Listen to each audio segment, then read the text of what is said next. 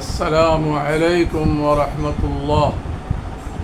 সম্মানিত দেশবাসী, দেশে এবং প্রবাসে, কাছে এবং দূরে যে যে প্রান্ত থেকে আমার লাইভ দেখতেছেন, আমার লাইভ দেখবেন, সবাইকে তাহরিকে ইনসাফের পক্ষ থেকে আন্তরিকভাবে মুবারকবাদ জানাচ্ছি। আমি একজন অসুস্থ ব্যক্তি, চিকিৎসাধীন অবস্থায় লাইভে আসলাম। মেহরবানি করিয়া আমার লাইভটা যারা দেখবেন, প্রত্যেকে যদি 10 জন করিয়ে নিজের আত্মীয় স্বজন, বন্ধু বান্ধব, ভাই বিরাদর সবাইয়ের কাছে সাবস্ক্রাইব করার জন্য বলেন এবং সাবস্ক্রাইব করেন, তাহলে আমি ভিডিও বানাইতে উৎসাহী হব এবং আমার কষ্ট ইনশাআল্লাহ লাঘব হবে। আমি অসুস্থ অবস্থায় লাইভে আসলাম কয়েকটি জরুরি কথা আপনাদের কাছে পেশ করার জন্য। আপনারা দেখতেছেন সোশ্যাল মিডিয়ায় রাষ্ট্রপতি চুপ্পুকে নিয়ে বিভিন্ন মিডিয়ায় এবং বিশেষ করে ভারতের গুজব মিডিয়ায় বিভিন্ন অ্যাঙ্গেলে গুজব ছড়াইতেছে। শাহাবুদ্দিন চুপ্পু রাষ্ট্রপ্রধান, রাষ্ট্রপতি, ওনাকে সরানোর জন্য এবং সেনাপ্রধানকে সরানোর জন্য বিগত 11 মাস আগে বলছিলাম যে আপনারা অন্তর্বর্তীকালীন সরকার না গঠিত করিয়া আপনারা বিপ্লবী সরকার গঠন করেন। যদি বিপ্লবী সরকার গঠন করতেন তাহলে এখন এই রাষ্ট্রপতিকে সরানোর কোনো প্রশ্নই আসতো না। অটোমেটিক রাষ্ট্রপতি এবং সেনাপ্রধান আপনার চলিয়া যাইতেন, বিদায় নিয়ে যাইতেন। আপনারা এই সময় ভুল করেছেন। আপনারা রাষ্ট্রপতির কাছে আপনার শপথ বাক্য পাঠ না করিয়া যদি আপনার শাহবাগে কিংবা আপনার অন্য কোনো জায়গায় গণভবনে যদি প্রধান বিচারপতিকে নিয়ে আপনারা শপথ বাক্য পাঠ করতেন তাহলে আজকে এই অসুবিধার সম্মুখীন হতেন না। আমাদের পরামর্শ মাননীয় প্রধান উপদেষ্টা ডক্টর ইউনূস সাহেব শোনেন নাই। উনি এনজিও সরকারের কথা শোনেন। আমি পরামর্শ দিয়েছিলাম তাহরিকে ইনসাফের পক্ষ থেকে যে আপনি আপনার উপদেষ্টা বৃন্দর মধ্যে ভালো লোক নিয়োগ দেন, যারা আপনাকে ভালো পরামর্শ দেন। বলছিলাম আমার দেশ পত্রিকার আপনার মাহমুদুর রহমান সাহেবকে এবং কর্নেল ওলি আহমদ বীর বিক্রমকে এবং ডক্টর ফয়জুল হককে এবং আপনার আরও অনেক ব্যক্তির নাম ঘোষণা করছিলাম অন্তর্বর্তী সরকারের আপনার উপদেষ্টা বানানোর জন্য। আপনি আমাদের কথা শোনেন নাই, আমাদের পরামর্শ শোনেন নাই। আপনার অন্তর্বর্তী সরকারের অনেক লোক আছে যারা বিগত সরকারের ফ্যাসিস্ট সরকারের দোসর। আজ আপনার কথা আপনি তাদের কাছে আপনার শোনাইতে পারতেছেন না, আপনার আপনার আপনার বাধ্য নাই, আপনার কথা শুনতেছে না, তার কারণ হইল যে এরা আপনার বিগত সরকারের দোসর। আমি 11 মাস আগে বলছিলাম সচিবালয়ে যে আমলাতন্ত্র আছে, পুলিশের মধ্যে যে সমস্ত দুর্নীতিবাজ বিগত সরকারের নিয়োগপ্রাপ্ত ব্যক্তি আছে এবং অন্যান্য প্রতিষ্ঠানে যে সমস্ত ফ্যাসিস্ট সরকারের দোসর আছে, এদেরকে আপনি চিহ্নিত করিয়া এদেরকে বরখাস্ত করেন। আপনি স্বাধীনভাবে দেশ পরিচালনা করতে পারবেন।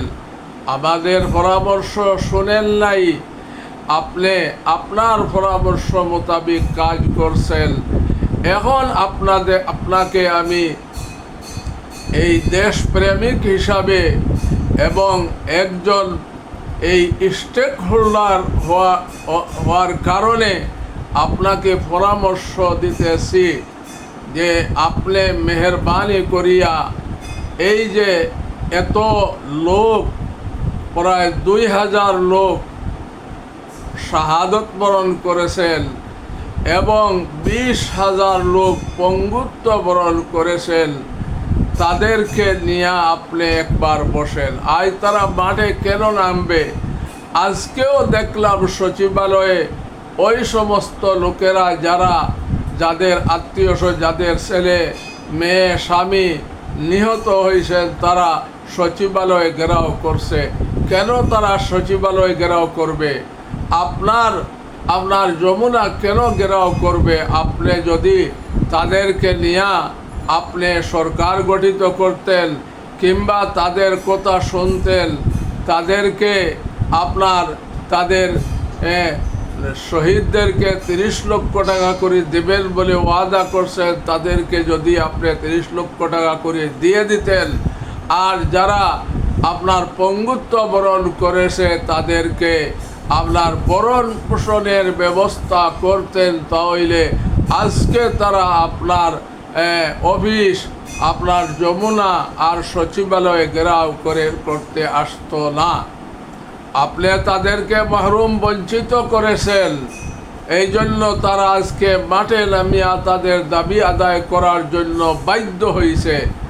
এই জন্য আপনার মেহরবানি করিয়া আপনাকে আরজ করতেছি, আপনি এই জুলাই শহীদের আপনার পরিবারবর্গকে নিয়ে আপনি বসেন এবং যারা আপনার শাহাদত বরণ করেছেন তাদের আত্মীয় স্বজনকে নিয়ে বসেন, যারা পঙ্গুত্ব বরণ করছেন তাদেরকে নিয়েও আপনি বসেন এবং জুলাই যোদ্ধাদেরকে যে দলেরও হোক, চাহে বিএনপির হোক, এনসিপির হোক, কৃষক হোক বা শ্রমিক হোক, সবাইকে নিয়ে আপনি বসেন।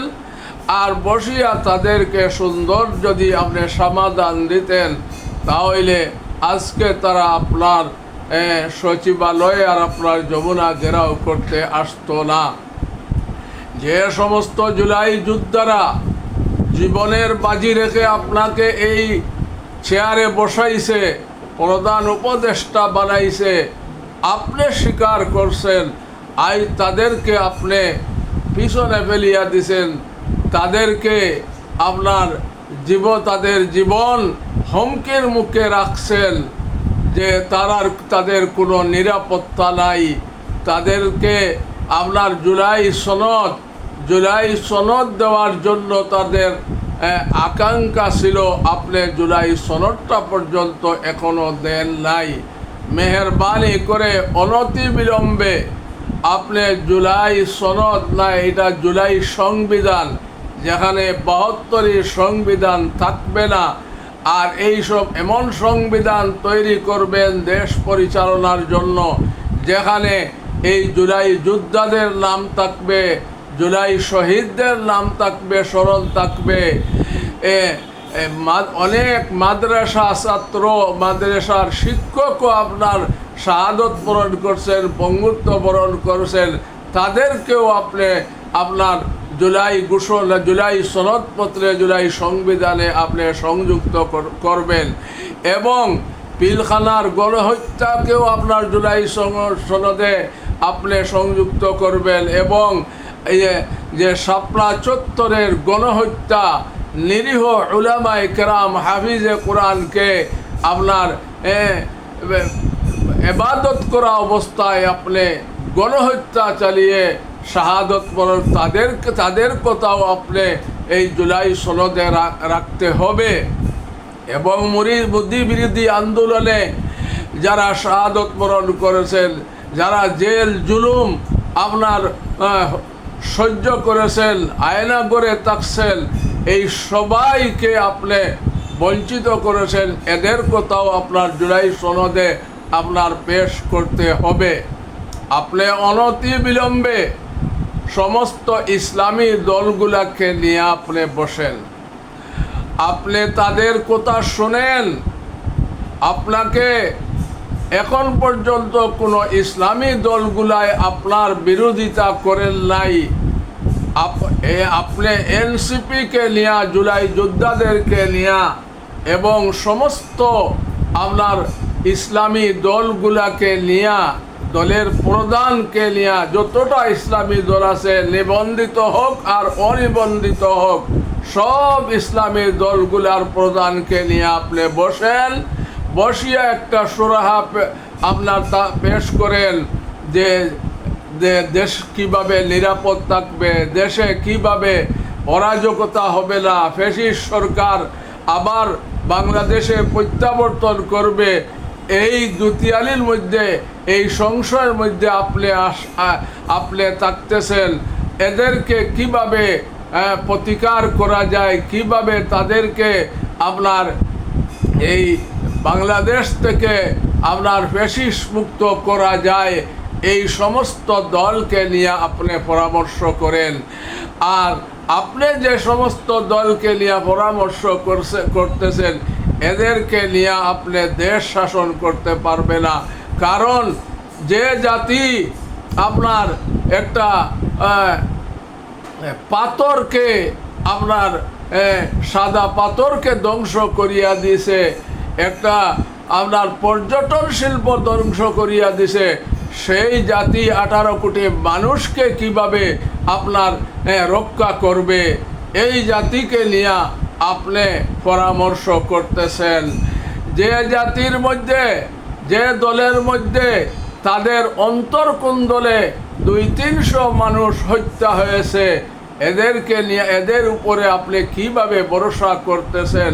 এই জন্য মেহরবানি করিয়া আপনি সব দলকে ঐক্য রাখেন, আর বিশেষ করিয়া আপনি সমস্ত ইসলামী দলগুলার প্রধানকে নিয়ে, এনসিপির যোদ্ধাদেরকে নিয়ে, জুলাই যোদ্ধাদেরকে নিয়ে, তারা আপনার বিরুদ্ধে কথা বলতেছে, এরা আপনাকে বসাইছে, আপনি তাদেরকে আপনি রাজি রাখতে পারলেন না, তাদের দাবি দেওয়া আপনি মানতে পারলেন না, তাদেরকে নিরাপত্তাহীনতায় ভুগতেছেন, তাদেরকে নিরাপত্তা দিতে পারছেন না। এই জন্য এদেরকে নিয়ে, এনসিপির জুলাই যোদ্ধাদেরকে নিয়ে বসেন, এবং যারা পঙ্গুত্ব বরণ করেছেন তাদের সবাইকে নিয়ে বসেন, এবং যারা শাহাদত বরণ করেছেন তাদের পরিবার পরিজনকে নিয়ে বসেন, আর তাদের কথাটা শুনেন। আর শুনিয়া আপনি যে তাদের কাছ থেকে যে পরামর্শ হয়, তাদের যে আশা আকাঙ্ক্ষা আছে, এইগুলো আপনি বাস্তবায়ন করেন, দেখবেন ইনশাআল্লাহ আপনি অসম্মানী হবেন না। যদি তাদের কথা, তাদেরকে বঞ্চিত করেন, তাদের আশা আকাঙ্ক্ষারে পূর্ণ করেন না, তাহলে আপনি এইভাবে অসম্মানী হইয়া বিদায় নেবেন, যেভাবে হাসিনা আপনার ফ্যাসিস্ট সরকার বিদায় নিছে। এই জন্য আপনি সম্মানী মানুষ, প্রত্যেক দেশে আপনার সম্মান আছে, বাংলাদেশের মানুষ আপনাকে সম্মান দিতে জানে না, সম্মান দেয় নাই, আপনাকে সহযোগিতা করে নাই। এই জন্য আপনি মেহরবানি করিয়া আপনাকে সমস্ত ইসলামী দল এবং এনসিপি যোদ্ধাদেরকে নিয়ে বসেন, জুলাই যোদ্ধাদেরকে নিয়ে বসেন, তারা আপনাকে সম্মান দিয়া একটা সম্মানিত জায়গায় যদি নির্বাচন হয় আর আর তাহলে আপনাকে একটা সম্মানিত জায়গায় রাখার চেষ্টা করবে। এই জন্য মেহেরবানি করিয়া আপনি যে আপনার নির্বাচনের তারিখ ঘোষণা করছেন এইটা আপনার জন্য সঠিক হয় নাই, কারণ এখন পর্যন্ত আপনি সংস্কার করতে পারেন নাই এবং আপনার বিচার কাজ দৃশ্যমান করতে পারেন নাই। যে জিয়াউল আহসান যার মুখে স্বীকার করছে যে সে 130 জন মানুষকে আপনার গুলি করে হত্যা করিয়া শীতলঙ্কা আর বুড়িগঙ্গা নদীতে ভাসাইয়া দিছে, সেই লোক কারাগারে আছে, তাকেও ফাঁসি দিতে পারেন নাই। এই হইল আপনার দুর্বলতা। আপনার জুডিশিয়ালি আপনার ক্ষমতার বাইরে, আর্মি আপনার ক্ষমতার বাইরে, পুলিশ আপনার ক্ষমতার বাইরে। এরা কেন কথা শুনতেছে না? আপনি তাদেরকে আপনি সম্মান দেখাইতে পারেন নাই। এই জন্য আপনি যদি আপনার 10-20 জনকে এতদিন পর্যন্ত ফাঁসি দিতে পারতেন, তাহলে দেখলেন দেশ অটোমেটিক আপনার চাঁদাবাজ মুক্ত হবে এবং দেশ শান্তি হয়ে যাবে, কেউ অরাজকতা করতে পারবে না। আপনার সরকারের লোক মিছিল বাইর করে আপনার বিরুদ্ধে, সরকারের লোক সচিবালয়ের লোক মিছিল বাইর করে, আইন আছে কোনো প্রজাতন্ত্রের কর্মচারী আপনার সরকারের বিরুদ্ধে বাইর হইলে তা বাইর হওয়া নিষিদ্ধ। যারা বাইর হবে, যারা রাস্তায় জনদুর্ভোগ ঘটাবে, সবাই যারা সরকারি কর্মচারী, প্রজাতন্ত্রের কর্মচারী, তাদেরকে আপনি বহিষ্কারের নির্দেশ দেবেন। সাথে সাথে বিপ্লবী সরকার যদি গঠন করতেন তাহলে আপনি বিপ্লবী কাজ করতে পারলেন। প্রথম আপনার এই দোষ ছিল, আপনি বিপ্লবী সরকার গঠন না করিয়া আপনি অন্তর্বর্তী সরকার হয়েছেন। এই জন্য মেহেরবানি করিয়া এখন যে আপনার বাংলাদেশে সোশ্যাল মিডিয়ায় যে রাষ্ট্রপতিকে নিয়ে যে মিডিয়ায় যে তুলপাড় সৃষ্টি হয়েছে, আমি গুজব মিডিয়াকে বলবো আপনারা গুজব প্রকাশ করবেন না, বস্তুনিষ্ঠ সংবাদ পরিবেশন করবেন। দেশের মানুষকে আর আপনারা গুজব সংবাদ পরিবেশন করিয়া মানুষকে আপনার হুমকিতে ফেলবেন না, মানুষকে আতঙ্কিত করবেন না। এই জন্য মেহেরবানি করিয়া আপনি সংস্কার কাজ তাড়াতাড়ি করেন, বিচার কাজ দৃশ্যমান করেন তাড়াতাড়ি, আর এরপরে নির্বাচনের ঘোষণা দিবেন। সংস্কার এবং বিচার না করা পর্যন্ত আপনি নির্বাচন দিতে পারবেন না। এই আশা আমি ব্যক্ত করতেছি। আমি সবার কাছে, যারা আমার লাইভ দেখতেছেন, আমি সবাইকে বলবো, যদি 10 জন 20 জন করিয়া এক একজনে যদি আপনার শেয়ার করিয়া তাদেরকে নতুন দর্শক হইলে একটা সাবস্ক্রাইব করিয়া দেন, 100 জন মানুষের যদি সাবস্ক্রাইব করে তো 1000 সাবস্ক্রাইব হবে। এই আবদার আমি আপনাদের খেদমতে জানাইয়া আর প্রধান উপদেষ্টাকে ধন্যবাদ জানাইয়া, আপনি যে কাজ করছেন এই পাশে আপনাকে কেউ সহযোগিতা করেন নাই, আপনারও দোষ আছে, আপনি ভালো মানুষের পরামর্শ শুনেন নাই। আমি যে পরামর্শ দিলাম এইগুলা শুনেন আর এই মোতাবিক কাজ করবেন, ইনশাআল্লাহ এই দেশ শান্তি হবে, দেশে অরাজকতা দূর হবে, ফ্যাসিস্ট মুক্ত বাংলাদেশ হবে। এই আকাঙ্ক্ষা রাখিয়া আমার লাইভ শেষ করতেছি। খুদা হাফিজ। আসসালামু আলাইকুম ওয়া রাহমাতুল্লাহ।